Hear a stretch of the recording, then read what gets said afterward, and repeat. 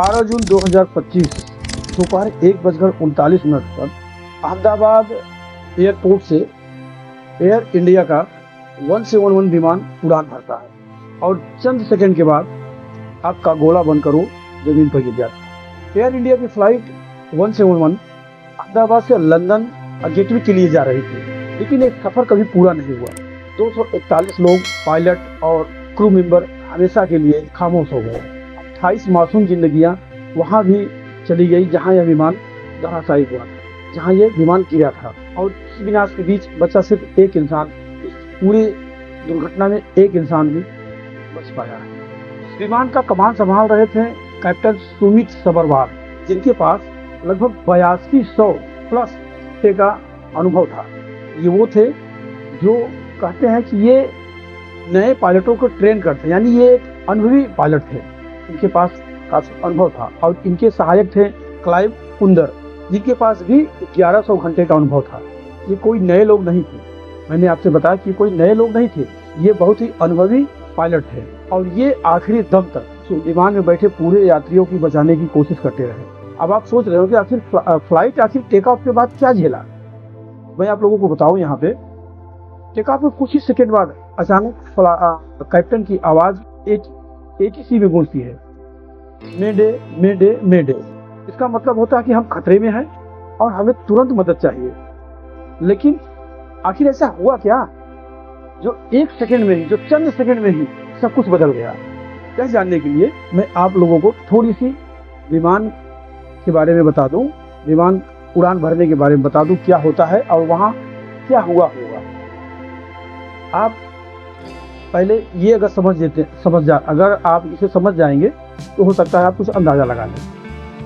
फिलहाल ये एक जांच का विषय है। आगे आने वाले समय में जैसे ही इसका ब्लैक बॉक्स खुलेगा, जांच एजेंसियाँ जांच करेंगी तो आपको सारी जानकारी मिलेगी। लेकिन मैं आपको एक बात बता दूं, जो विमान की जो उड़ान भरने की जो प्रक्रिया होती है वो 3 भागों में डिवाइड है, V1, VR और V2। जो V1 होता है, V1 का मतलब होता है जो रनवे का एक जो रनवे है जहां विमान दौड़ता है, पूरी स्पीड से दौड़ता है, तो वो आखिरी छोर तक जहां से वो इस तरह से उड़ता है, जब वो ऊपर की तरफ उठना शुरू करता है तो उसे VR कहते हैं। यानी वो रोटेट का पल होता है, जब विमान रोटेट होता है, उड़ान की ओर लेता है। और आखिरी में जब वो सेफ जोन में उड़ान भरना शुरू कर देता है तो उसे V2 कहते हैं। आप समझ रहे हैं मैं क्या कर रहा हूँ। जो रनवे होता है वो V1 होता है, जब वो रोटेट होता है तो VR होता है, और जब वो सेफ जोन में उड़ना शुरू करता है तो उसे V2 कहते हैं।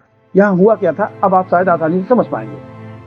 विमान जब V1 क्रॉस किया, V1 क्रॉस करके वो जब VR में पहुंचता है, विमान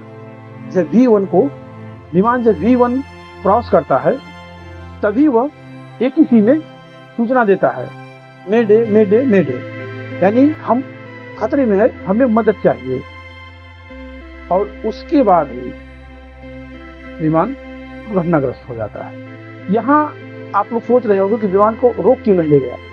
तो क्या है, जब V1 क्रॉस करता है विमान तो पायलट के पास कोई चांस नहीं रहता है। उस समय कुछ भी हो जाए विमान में, चाहे कोई चिड़िया आ जाए विमान के सामने, चाहे विमान में आग लग जाए, चाहे उसका हाइड्रोलिक फेल हो जाए, शॉर्ट सर्किट हो जाए, कुछ भी हो जाए, उस समय पायलट को विमान उड़ाना ही पड़ता है।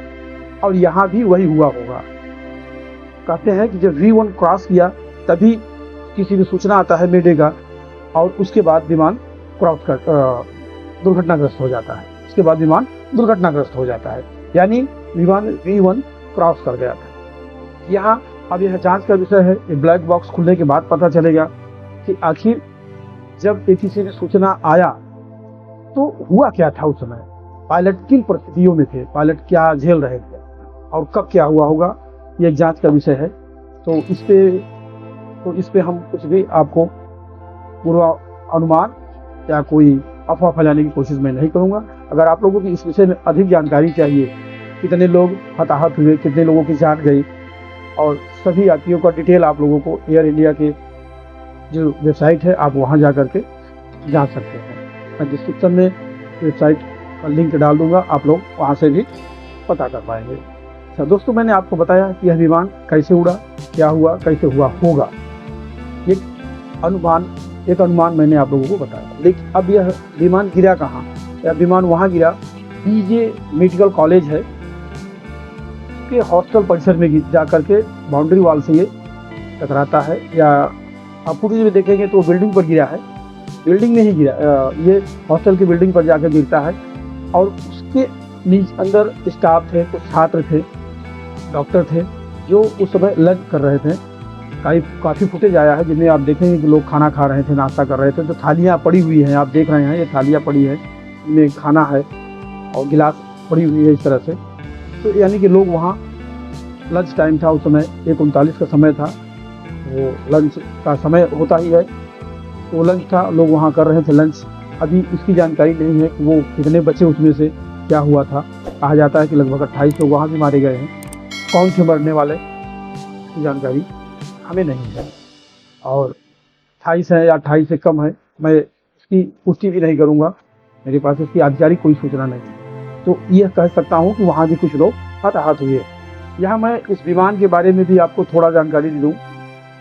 बोइंग विमान कंपनी, जो बोइंग कंपनी है, काफ़ी विवादों में भी रही है, लेकिन यह जो विमान था AI-171, ये काफ़ी बढ़िया और काफ़ी उच्च क्वालिटी का विमान था। ये 12 साल से सर्विस में था, और इसे ड्रीम लाइनर कहा जाता था। ड्रीम लाइनर इसलिए कहा जाता कि इसमें यह काफ़ी कंफर्टेबल था, काफ़ी सुविधाजनक था, और इसमें सारी वह बेहतरीन सुविधाएँ थीं जो एक अच्छे विमान में हुआ करती, इसलिए इसे ड्रीम लाइनर कहा जाता था।